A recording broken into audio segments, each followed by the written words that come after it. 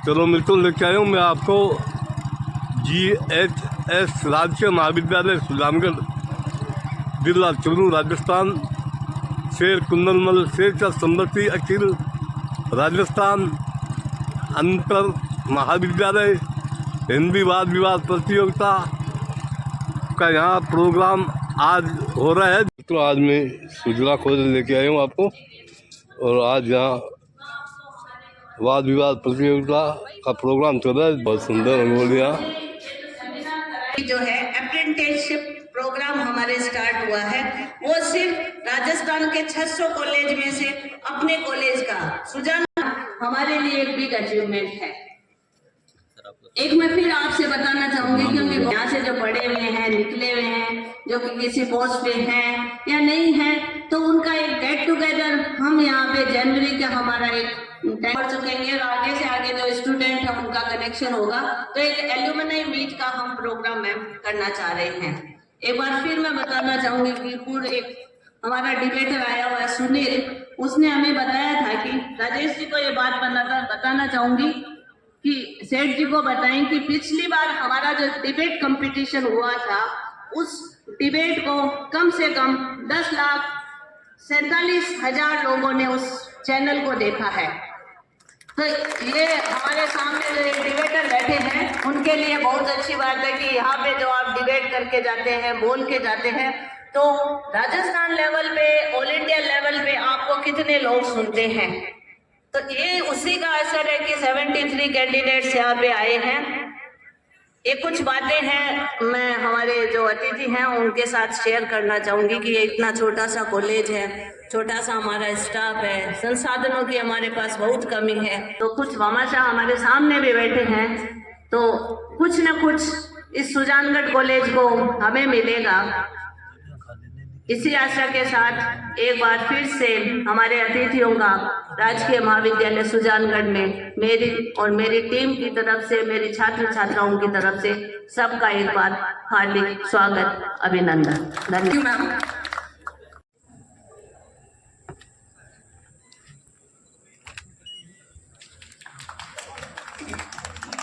और इस मंच के साथ में, इस पंडाल में उपस्थित सारी मेरे प्यारे बच्चों जो इस कार्यक्रम में अपनी भागीदारी निभाकर पूरे राजस्थान में अपनी प्रतिभा का जो परचम फहराएंगे, मैं आपको शुभकामना देना चाहती हूँ।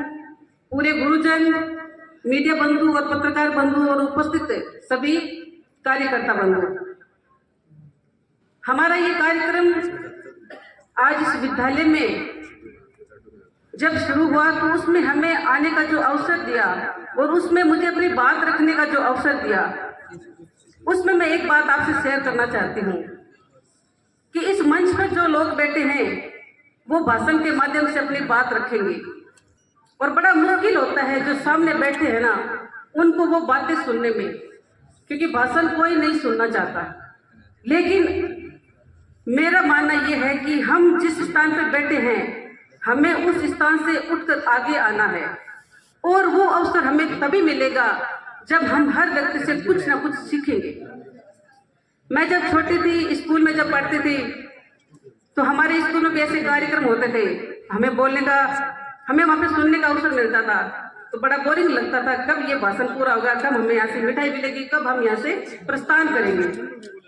लेकिन उन्हीं क्षणों के बीच में कुछ बच्चों की जिज्ञासा रहती है कि जो मंच पे बैठे हैं, जो अपनी बात रख रहे हैं, हमें उनसे क्या ग्रहण करना है। वो बातें हमने हमारे जीवन में एक सार्थक रास्ता हमें प्रदान करती है। तो उसमें कुछ बातें अच्छी लगती, कुछ बुरी लगती, लेकिन मेरा अनुभव है कि मुझे भी उसमें अपनी बात रखने का और इस मंच पर आकर अपनी बात रखने का एक बार अवसर मिला था, और उस प्रतियोगिता में मुझे प्रथम स्थान मिला था। ये मेरे लिए उस बात को मैं अनुभव कर रही हूँ। तो बच्चों, कभी भी आप ये मत सोचो कि ये सिर्फ भाषण है, आपको यहाँ पे आके अपनी बात रखने का, अपने विचारों को शब्दों के माध्यम से प्रस्तुत करने का एक अवसर मिलता है, और उससे आपका कॉन्फिडेंस मजबूत होता है। और जीवन में अगर आपका कॉन्फिडेंस मजबूत है तो आप हर मुश्किल को पार कर सकते हो, और वही आपके जीवन को एक नई दिशा देगा। मुश्किलें इंसान को आगे बढ़ने के लिए प्रेरित करती है। हम हर मुश्किल से अगर घबरा के बैठ गए तो वो मंजिल दूर रहेगी। उस मंजिल को पाने के लिए आपको आपका कॉन्फिडेंस, आपका आत्मविश्वास है। यहाँ पे आके बोलो ये अपने परिवार के सदस्य ही बैठे हैं, हम भी आपके परिवार के सदस्य हैं। आपके माता पिता भी कहीं ना कहीं इस रूप में अपनी प्रस्तुति देते हैं। तो ये आप समझो कि ये हम जो इस कैंपस में बैठे हैं तो एक परिवार का हिस्सा है। हमें अपनी बात मजबूती से रखनी है, घबराहट तो बिल्कुल भी नहीं होनी चाहिए। और मुझे बड़ी खुशी है कि आज इस प्रतियोगिता में इतनी बड़ी संख्या में बच्चों ने अपनी उपस्थिति देकर ये महसूस करवा दिया कि आज का युग इन बच्चों के लिए इन्हीं की मजबूती के साथ में आगे बढ़ रहा है। और जहाँ पे भारत के बच्चे खड़े हैं वहाँ पे किसी को भी पीछे मुड़ के देखने की जरूरत नहीं। तो इन बच्चों के लिए, इनके बच्चों के हौसलों को बढ़ाने के लिए हमें जोरदार इनका अभिनंदन करना चाहिए, इनका स्वागत करना चाहिए। क्योंकि पूरे राजस्थान से सारे बच्चे आए हैं तो ये बड़ी खुशी की बात है कि बताया कि हमारी इस कैंपस में काफ़ी समस्याएं भी है, काफ़ी अभाव है। लेकिन जहाँ पे अभाव होते हैं वहाँ पे प्रतिभाएं निकल के आती है। जिनको सुविधाएं मिलती है वो तो दब के रह जाते हैं, उनको बढ़ने का कोई अवसर नहीं मिलता क्योंकि उनको सब कुछ बना बनाया मिलता है। जब आप अपना घर, अपना परिवार, अपना सारी व्यवस्था आप जब खुद बनाते हो तब आपके हौसले मजबूत होते हैं। तो आपको एक विकसित भारत का निर्माण करना है, उसमें अपना योगदान देना है। इस भारत को हम सुनहरा कैसे बना सकते हैं, कैसे विकसित कर सकते हैं, उसमें आपके विचार, आपके अनुभव, आपके काम बोलने चाहिए। तो बच्चों आगे बढ़ो, ये देश आपका है। बच्चा किसी उच्च पद पर जाता है तो सबसे ज्यादा खुशी गुरु को होती है, क्योंकि गुरु को इसलिए खुशी होती है कि उसने उस बच्चे का निर्माण करने में क्या था।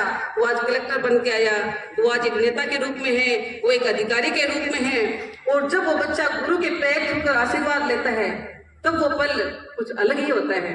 तो बच्चों अपने गुरु का, अपने माता का, पिता का, अपने परिजनों का हमें मान सम्मान करना चाहिए और इतना करना चाहिए कि उनको भी एहसास हो। क्योंकि कुछ बातें क्या होती है हमारे मन में होती है लेकिन हम उसको प्रेषित नहीं कर पाते, इसलिए उस बात का अनुभव नहीं होता। तो अपनी बात को रखना भी जरूरी है। जो अपने आपके शब्द है उनका संप्रेषण भी होना चाहिए, आदान प्रदान होना चाहिए। आप अपने को पता चलता है कि अपने विचार कैसे हैं तो सामने वाले के विचार कैसे हैं। बातचीत एक ऐसा हिस्सा है जिससे हम प्रेम की जोत जला सकते हैं।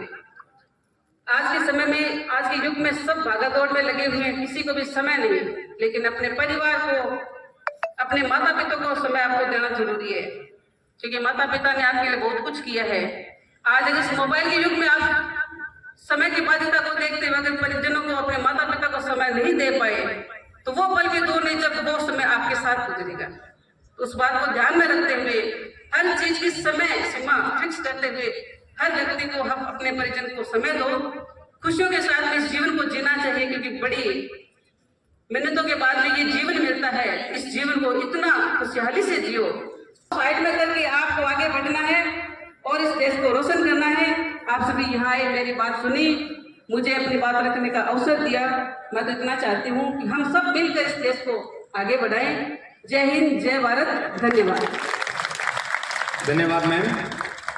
आपके अतिरिक्त समय दिया जाएगा यदि वो चाहे तो, लेकिन उसका निर्णय पर कोई प्रभाव नहीं होगा। प्रतियोगियों का पत्र वाचन मान्य नहीं होगा। वक्ता को अपने कथन को दलगत राजनीति, नामोल्लेख एवं धार्मिक भावनाओं से दूर रखना होगा। जिस महाविद्यालय के प्रतियोगी दल के दोनों वक्ताओं के प्राप्तांकों का योग सर्वाधिक होगा वह चल विजय उपहार का हकदार होगा। प्रतिभागियों का पंजीयन क्रमांक ही उनका कूट क्रमांक माना जाएगा, वही क्रमांक उनकी पहचान होगा। वक्ता का क्रम तत्काल पर्ची निकालकर मंच से तय होगा।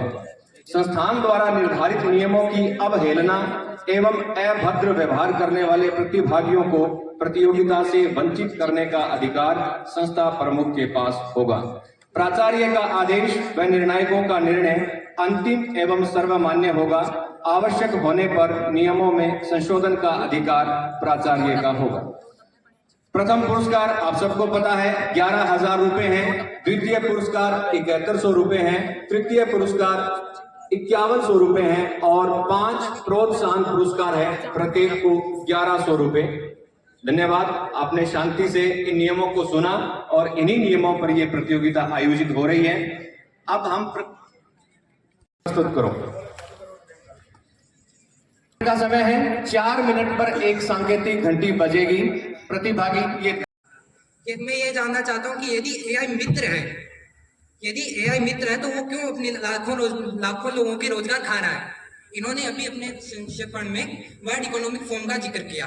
मैं उसी के ऊपर जिक्र करते हुए आपको ये बताना चाहता हूँ कि 2024 में आई वर्ल्ड इकोनॉमिक फोरम के अनुसार 2030 तक लगभग 8 करोड़ नौकरियां जा रही है। यदि एआई रोजगार दे भी रहा है तो 10 लोगों को रोजगार देकर 100 लोगों का रोजगार छीनने से क्या मतलब। दूसरी बात मैं करना चाहूंगा, इन्होंने कहा कि एआई शिक्षा के क्षेत्र में बहुत अच्छा उज्जवल दे रहा है भविष्य। मैं इनसे ये पूछना चाहूंगा कि यदि एआई भविष्य दे रहा है, आज एआई सोच रहा है, ये बात सही है, लेकिन एआई सोच रहा है, छात्रों की सोच एकदम गंदी हो रखी है। आजकल छात्रों की सोच पर इसका नकारात्मक प्रभाव पड़ रहा है। आज एआई सोच रहा है, छात्र नहीं सोच रहे हैं। यदि ऐसे ही एआई सोच रहा तो मानव केवल एक बटन दबाने वाला मजदूर बन के रह जाएगा। ये कैसे संभव है कि केवल जब एआई रोजगार ही दे रहा है तो मानव को एकदम बटन दबाने वाला मजदूर बना दे। मैं इनसे यह भी पूछना चाहूंगा, इन्होंने कहा कि डॉक्टरी तथा शल्य चिकित्सा के क्षेत्र में भी एआई का एक योगदान है। अभी हाल ही में आपने एक रिपोर्ट देखी होगी जिसमें अमेरिका के वाशिंगटन में एक व्यक्ति ने एआई के ऊपर सर्च किया कि मेरे को सिजोफ्रेनिया नामक बीमारी है। सिजोफ्रेनिया एक बीमारी होती है जिसके अंतर्गत व्यक्ति को शक करने की आदत हो जाती है। उसने एआई पर इसी के बारे में सर्च किया तो एआई ने उसको गलत जानकारी दी, जिसके अंतर्गत उस व्यक्ति ने अपनी 83 वर्षीय माता को तथा बाद में स्वयं आत्महत्या कर ली। ये कैसे संभव है कि यदि कोई एआई शल्य चिकित्सा के क्षेत्र में यदि एक डायरेक्ट इंफॉर्मेशन दे रहा है तो उसने आत्महत्या कैसे की। और कौन मुझे ये बताएगा कि एआई हमेशा जो इंफॉर्मेशन देता है वो सही होगी। अब उस लड़के ने आत्महत्या की, इसका कौन जिम्मेदार होगा, मैं या एआई, इंसान या एआई की शक्ति। अब मैं आपको बताना चाहूंगा कि जैसे इन्होंने कहा कि एआई के दुरुपयोग भी होते हैं। आजकल एआई से ऐसी वीडियोस बन रही है जिन्होंने मानवीय सभ्यता को शर्मसार करके रख दिया है। ये कैसे संभव है। हमारे स्टीफन हॉकिंस का एक कथन था, if you give up your privacy you give up your freedom. मतलब जब आप अपनी प्राइवेसी को खो देते हो तभी आप अपने फ्रीडम को खो देते हो। जब एआई प्राइवेसी ही दे रहा है तो आप फ्रीडम कहाँ गई फिर। दूसरे मुझे बात करनी है कि एआई आजकल विश्व शक्ति के रूप में भी उभर रहा है। हमारे स्टीफन हॉकिंस के साथ साथ जॉन ने एक कथन कहा था कि AI is the powerful but is the dangerous master. AI is the useful servant but this is the digital master. मतलब AI एक उच्चतम सेवक हो सकता है, यदि इसका दुरुपयोग किया जाए तो ये मानव सभ्यता के लिए खतरा भी हो सकता है। इसी के जवाब में देते हुए आज अमेरिका में एक रिपोर्ट हुई थी जिसमें AI जनित आलिया नामक रोबोट के ऊपर रिसर्च की गई। बातों ही बातों में उनसे यह पूछा गया कि क्या यदि आपकी जनसंख्या में मैं वृद्धि कर दूं तो इसका क्या आप मानव के साथ क्या व्यवहार करोगे। तो उन्होंने ये कहा कि यदि हमारी संख्या में वृद्धि होती है तो मैं मानवीय सभ्यता का नाश कर दूंगी। ये कैसे संभव है कि जब एआई हमारा मित्र है तो वो मानवीय सभ्यता का ही नाश करे। अंत में मैं इतना ही कहना चाहूंगा कि एआई एक प्रकरण तकनीक है। यदि हम इसका दुरुपयोग करेंगे तो ये हम भविष्य में हमारे ही खिलाफ इस्तेमाल होने वाली सबसे मुश्किल और सबसे बड़ी तकनीक बन जाएगी। धन्यवाद।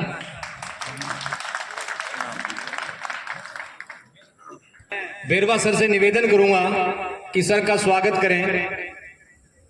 डॉक्टर गजादान चारण, वर्तमान प्राचार्य राजकीय कन्या महाविद्यालय लाडनू। पाफना मैम भी हमारे बीच पहुंचे हैं, जोरदार तालियों से इनका स्वागत किया जाए। डॉक्टर चारण राजस्थानी के विख्यात साहित्यकार, किसी परिचय के मोहताज नहीं है।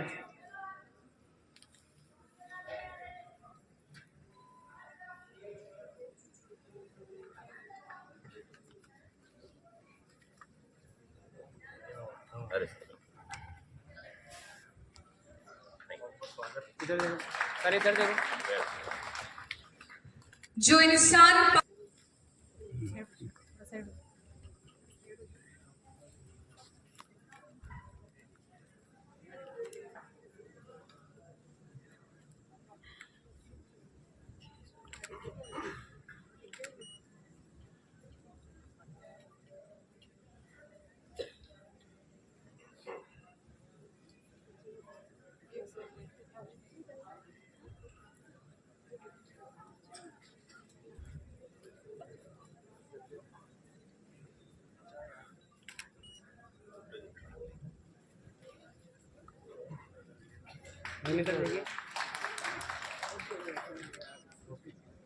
विचार अपने साथ साझा करने के लिए यहाँ पर उपस्थित हुई हूँ। AI आर्टिफिशियल इंटेलिजेंस यह एक ऐसा कंप्यूटर सिस्टम है जिसमें मानव की बुद्धि की ही प्रतिकृति बनाना है। मानव की तरह ही सोचना, समझना, विचार करना और तर्क करना, निर्णय लेना और समस्याओं को सुलझाने के लिए इसे डिजाइन किया गया है।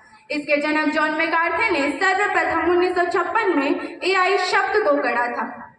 आप सबके मन में ये प्रश्न होगा कि क्या AI हमारे लिए अच्छा है या नहीं। हाँ, AI हमारे लिए अच्छा है और आने वाले समय में AI अच्छा साबित भी होगा। आने वाले समय में यह क्रांतिकारी परिवर्तन भी लाएगा, जिसके महत्वपूर्ण कारण ये हो सकते हैं। जैसा कि मेरे विपक्षी साथी ने बताया कि AI से बेरोजगारियां बढ़ जाएगी, लेकिन यह सत्य नहीं है।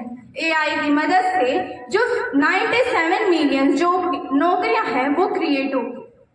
अक्सर कहा जाता है कि AI जॉब किलर नहीं है, बल्कि AI जॉब कैटेगरी किलर है। उदाहरण के लिए देखा जाए तो एक जो ग्राफिक डिजाइनर है उसकी जॉब चली जाएगी, लेकिन यह सत्य नहीं है। जो ग्राफिक डिजाइनर है उसकी जगह पर AI अपना कार्य करेगा और क्षमता के साथ कार्य करेगा, लेकिन जो लोगो बनाना है उसका क्रिएट कैसे करना है, उसके अंदर क्या क्या मटेरियल चाहिए, उसके लिए हमें एक मानव की आवश्यकता होगी। तो हम ये नहीं कह सकते कि AI जॉब किलर है, लेकिन AI जॉब कैटेगरी किलर है। यहाँ पर एक कहावत है जो कहीं भी जा सकती है कि artificial intelligence don't take your job, but a person who knowing artificial intelligence at will, अपने आप में AI जॉब नहीं खाएगा, बल्कि जिस व्यक्ति को AI का अच्छे से यूज करना आता है वो आपकी नौकरी जरूर खाएगा।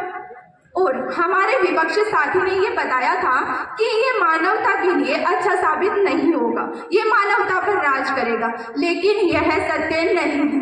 क्योंकि अगर हम देखें तो AI एक टूल है, एक सुपर टूल है, जिसका उपयोग अगर हम अच्छे तरह से करें तो यह मानवता के लिए वरदान साबित होगा और यह अच्छे परिवर्तन भी लाएगा। AI की मदद से लोगों की जान बच रही है, लोगों की जिंदगियां बदल रही है और किसानों को यह पता चल रहा है कि कब फसल बोनी है, कब उस पर पानी देना है। और डॉक्टर बड़ी बड़ी जो बीमारियां हैं, कैंसर जैसी बीमारियां हैं, उसकी सहायता से उसका इलाज कर रहा है। AI की मदद से जो टीचर है उसका वर्कलोड कम होगा, जो स्टूडेंट है उसकी जो कॉन्सेप्ट है उसको अच्छे से क्लियर करेगा और इसकी जो कार्यक्षमता है उसको बढ़ाएगा। माननीय निर्णायक मंडल, मैं आपसे यह कहना चाहूंगी, जिस तरह से सिक्के के दो पहलू होते हैं, उसी तरह से जब जब टेक्नोलॉजी में विकास हुआ है तब तब हमें नकारात्मक और सकारात्मक दो प्रभाव देखने को मिले हैं, लेकिन हम केवल सकारात्मक प्रभाव को और नकारात्मक प्रभाव को देखते हुए हम यह नहीं कह सकते कि AI अच्छा नहीं है, हम उसे जज नहीं कर सकते। ये आपके ऊपर डिपेंड करता है कि आप AI का किस तरह से उपयोग करते हैं, क्या आप AI का दुरुपयोग करते हैं। हम AI को यह साबित नहीं कर सकते कि AI हमारे लिए अच्छा नहीं है। अगर अकॉर्डिंग टू 2022 की जो कंप्यूटर लिटरेसी रिपोर्ट है उसके देखा जाए तो 77% लोग हैं वो पढ़े लिखे हैं और जो 23% लोग हैं वो पढ़ लिख नहीं सकते। नेशनल कंप्यूटर सर्वे रिपोर्ट के अकॉर्डिंग टू देखा जाए तो 60% लोग हैं उन्हें कंप्यूटर का यूज करना ही नहीं आता। जो हमारी तरह युवा शक्ति है जिनकी आयु 15 से 29 वर्ष है, उन्हें कंप्यूटर का यूज करना ही नहीं आता। इसके चलते AI के चलते यह स्तर और भी ऊपर चला जाएगा। अगर आने वाले समय में हम AI का यूज करना नहीं सीखेंगे तो बहुत पीछे रह जाएंगे और आने वाले समय में AI का अपना एक स्टैंडर्ड होगा।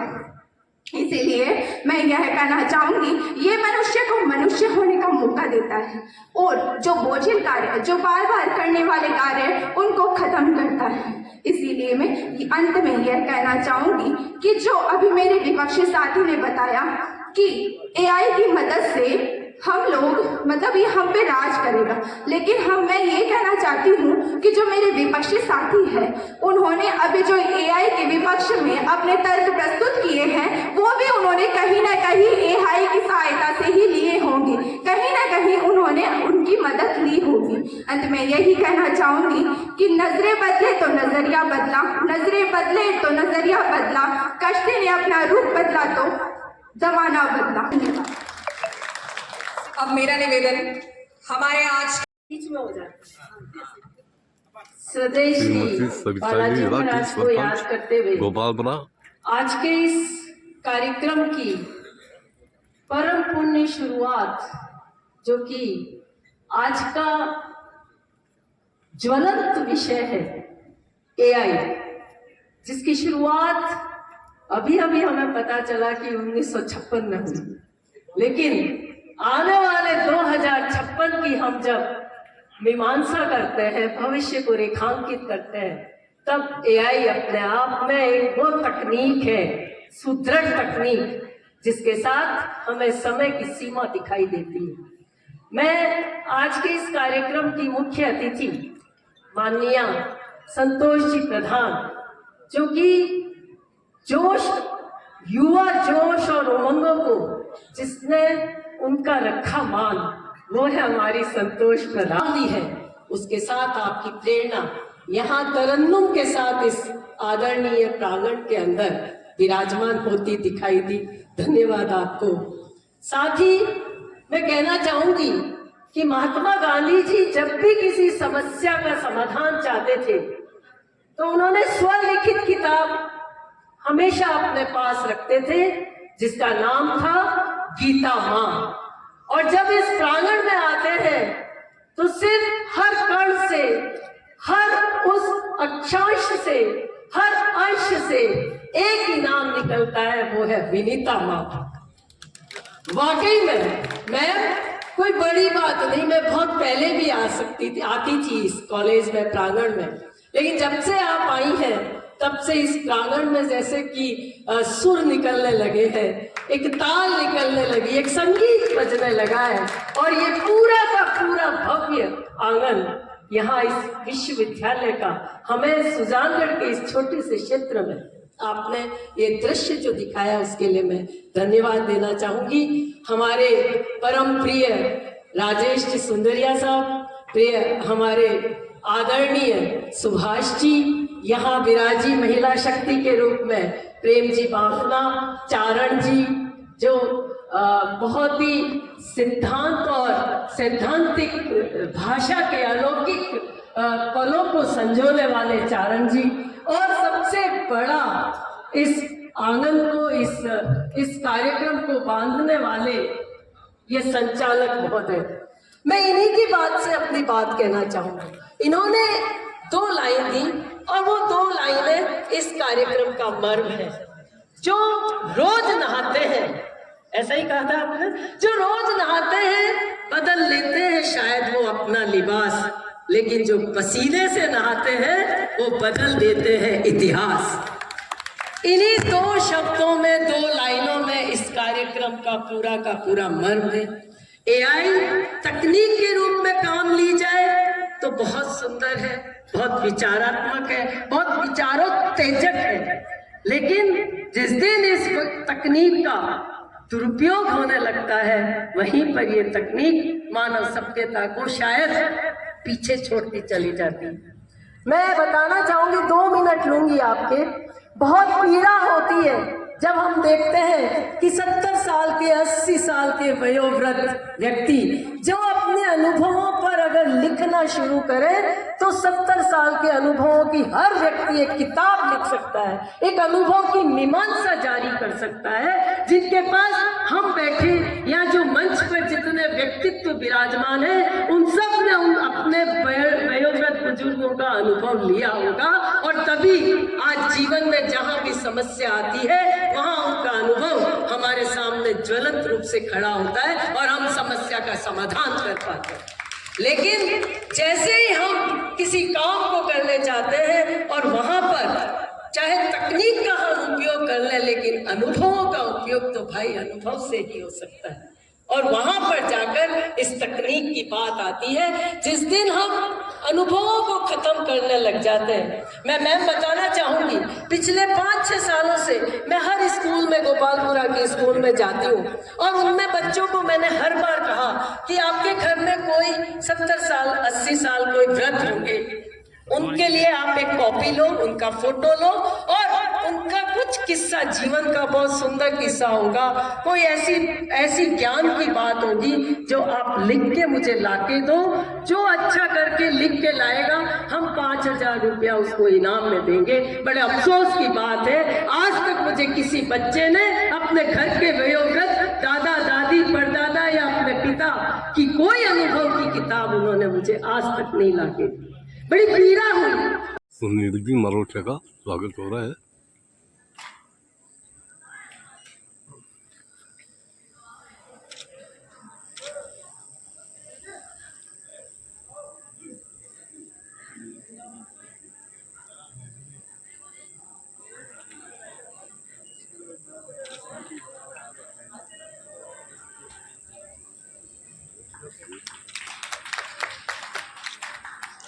कर रही है और हम गर्दिश में गोते खा रहे हैं। आदरणीय अध्यक्ष महोदय, सदन की राय में कृत्रिम बुद्धिमत्ता मानव जीवन के हर पक्ष में सकारात्मक परिवर्तन ला रही है। मैं सदन की इस पूर्वाग्रह प्रेरित राय के पक्ष में अपना हाथ खड़ा करने का गुनाह हरगिज नहीं करूंगी, क्योंकि तब मुझे अपनी अंतरात्मा के विरुद्ध बोलना पड़ेगा, जो मुझे कतई स्वीकार नहीं है। कृत्रिम बुद्धिमत्ता को पूर्ण रूपेण सकारात्मक ठहराने वाले मेरे विपक्षी वक्ता दरअसल खुद नकारात्मक बुद्धिमत्ता से ग्रस्त है, बल्कि जो बात मंच के उस छोर से बोली जानी थी उसे घुमा फिरा कर सदन की राय का अमली जामा आखिर क्यों पहनाया जा रहा है। बेहतर होगा शुरू से ही शुरू कर। वर्ष 1950 का वह समय जब प्रसिद्ध वैज्ञानिक एलन ट्यूरिंग ने दुनिया के सामने प्रश्न रखा कि क्या मशीन सोच सकती है।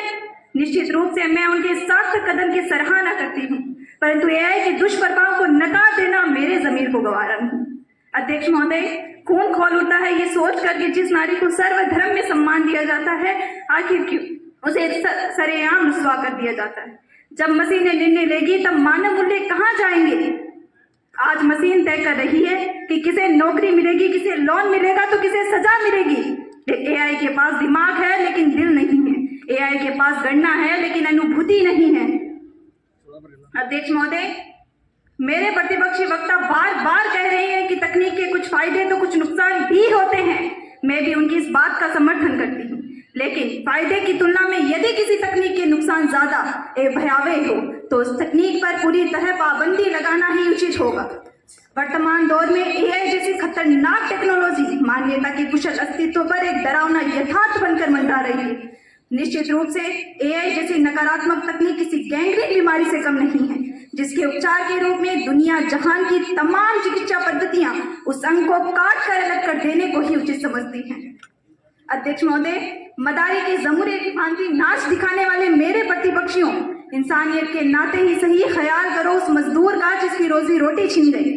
रोजगार विस्थापन में जिस आम नागरिक की स्वतंत्रता व सुरक्षा खतरे में पड़ गई इस एआई से, जिस समाज में फूट पड़ गई इस एआई से, फिर भी तुम्हारा जमीर न जागे तो पूछो उस नारी से जिसके चरित्र को तार तार कर दिया इस एआई रूपी दानव। अध्यक्ष महोदय, खून खोल उठता है ये सोचकर कि जिस नारी को सर्वधर्म में सम्मान दिया जाता है, आखिर क्यों उसे सरेआम रुसवा कर दिया जाता है। स्वयं ग्रुप एआई के फाउंडर एलन मस्क तक ने भी आर्टिफिशियल इंटेलिजेंस के खतरे को परमाणु युद्ध के बराबर या उससे भी कई अधिक भयावह माना है। अध्यक्ष महोदय, मेरे प्रतिपक्षी बात और अंत में अपनी वाणी को विराम देने से पूर्ण बस इतना ही कहूंगी कि किसी भी सच को सच साबित करने के लिए दो पक्षों की दरकार होती है, एक वो जो सच कह सके और दूसरा वो जो सच सुन सके। आज इस सदन में वह दोनों पक्ष मौजूद है, लिहाजा आपको मेरे विपक्षी वक्ताओं द्वारा दी गई इन खोखली दलीलों से गुमराह होने की आवश्यकता नहीं। और अंत में बस इतना ही कहूंगी, मुझे खामोश ही रहने दिया जाए तो बेहतर है, मुझे खामोश ही रहने दिया जाए तो बेहतर है। गलत मैं कह नहीं सकती और सही तुम सुन नहीं सकते। धन्यवाद। परिवर्तन तो समय की मांग है महाशय। अगर हम बात करें, अगर ये इतना ही खतरनाक है तो हमारे 2047 के विकसित भारत की योजनाओं में ये इतना अहम क्यों है? क्या मेरे विपक्षी साथी कहना चाहते हैं कि 2047 का भारत बिना तकनीक के ही विकसित हो जाएगा? मान्यवर, अगर ये इतनी खतरनाक है तो क्यों सारी सरकारें इस पर अरबों डॉलर का निवेश कर रही है? क्यों अमेरिका, चीन, यूएसए, जापान और अजय कितने देश इसे अपना की जो बात है तो आप कंप्लेन कर सकते हैं साइबर हेल्पलाइन नंबर 1930 पे, या फिर भारत का डिजिटल शिल्प। जैसे कि हमारे वित्त मंत्री निर्मला सीतारमण जी ने कहा कि हमें ऐसे उपायों व नियमों की जरूरत है जो कि एआई को जिम्मेदारी से आगे बढ़ाए। समाज की बढ़ती प्रगति के दौर में स्वयं ही पीछे हो जाएगा। इतिहास गवाह है, कंप्यूटर आया, कैलकुलेटर आया, भाप इंजन आया, इस सभी के समय भय था, परंतु हर बार प्रगति जीती और भय हारा। आज एआई हमें भारत को तीसरी अर्थव्यवस्था बना सकता है, जिसे कि अरब देश यूएई तक अपना रहा है, इससे लेके रेलवे मैनेजमेंट तक एआई व ऑटोमेशन पर आधारित है। अगर विपक्ष कोई गलत लगता है तो विपक्ष इसका विकल्प बताए। जैसे कि बात हुई कि रोबोट यहाँ बैठे होंगे, तो क्यों ना रोबोटों को यहाँ बिठाने के बजाय हम सियाचिन ग्लेशियर में भेजे, जाना जाने कितने जवान मर जाते हैं। मान्यवर, अंत में इतना ही कहना चाहूंगी कि हमको मालूम है जन्नत की हकीकत, लेकिन दिल को खुश रखने के लिए गालिब ये ख्याल अच्छा है। मेरे प्रतिपक्षी भी जानते हैं वर्तमान दौर में एआई को दरकिनार नहीं किया जा सकता, पर चलो जिक्र करने के लिए मलाल अच्छा है। धन्यवाद। जय हिंद, जय भारत।